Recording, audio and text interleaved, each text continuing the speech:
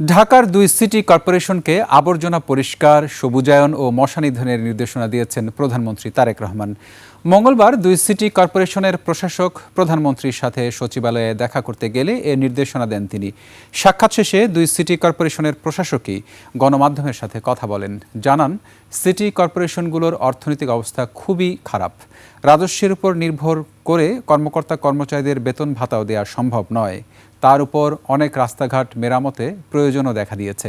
এমন পরিস্থিতিতে সরকারের আর্থিক সহায়তা চেয়েছেন তারা।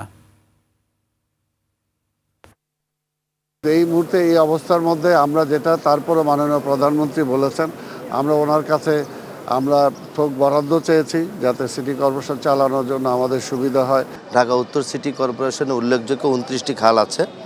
29টি খালকে আমরা পুনরায় বর্জ্য ব্যবস্থা থেকে শুরু করে যেখানে একদম নাব্যতা কমে গেছে সেখানে কিন্তু আমরা এক্সকেভেটর দিয়ে সেটাকে খননের মাধ্যমে আমরা পানিকে সচল রাখার চেষ্টা চালাচ্ছি।